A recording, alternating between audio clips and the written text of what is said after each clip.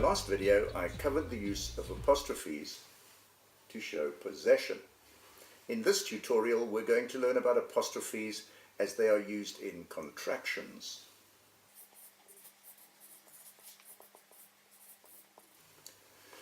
Now, the word contractions means squeezing together, and one of its uses is to describe shortening a word or words by removing some of the letters. And before we go on, I want to mention that contractions are used when one is speaking or writing to a friend. In formal writing, such as in a business email, contractions are not normally used. Let's begin by taking a look at a conversation between two students. Hello, my name's Ahmed. Please won't you help me? I'm a stranger here and can't find my way to the station. Hi, I'm Jane. That won't be a problem. In fact, I'd be delighted to help you.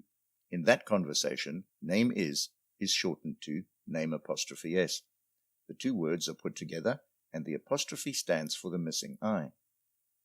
Won't stands for will you not. Actually, will you not is never used formally these days, only as a contraction. I'm replaces I am, and can't is in place of cannot, with the apostrophe standing for the missing N and O. In Jane's reply, we again have I'm. We also have won't again, except that this time won't stands for will not, and I'd stands for I would. For a list of more common examples, I suggest you Google the words contractions list. Now, pay attention carefully because here is one of the most common mistakes in English, the use of the word it apostrophe s. Here's an example. It's a beautiful day. In that sentence, it apostrophe s stands for it is. Here's another example. The mouse says, it's my cheese. Again, it apostrophe s stands for it is. It apostrophe s is never used to show possession. When a pronoun stands for someone or something that owns something, it does not take an apostrophe.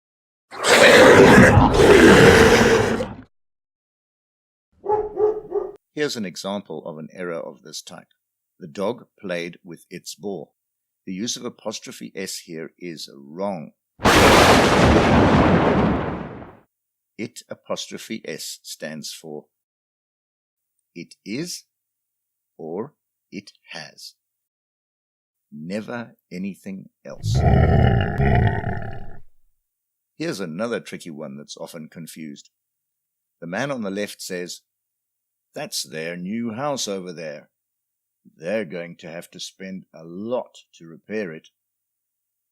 There, and there are pronounced pretty much the same way, but they have completely different meanings. Ther is a possessive pronoun. I dealt with that in my last video. There stands for at that place. And they apostrophe re is a contraction of they are. Here's another very common error. It seems that lots of people think that plural nouns should have apostrophes. Look at this sign by way of example. Wrong, wrong, wrong. An apostrophe is never, ever used to indicate plurals. You would think that a professional sign writer would get apostrophes right. Not this one.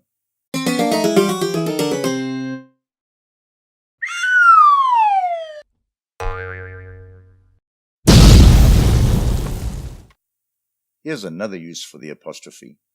Look at this conversation. The girl on the left says, I got 3 A's and 2 B's. And her friend in the middle brags, I got 5 A's. In this context, we use apostrophes to show that we mean A's and not as, etc. The same applies if we're talking about 1s, 2s, 3s, and so on. To round up this section, apostrophes are used to indicate possession. They also show where words have been shortened, and they can be helpful in writing things like A's, B's, C's, and 1s, 2s, and 3s. Here's a joke to finish off with. Did you hear about the apostrophe that took drugs? It was arrested for possession.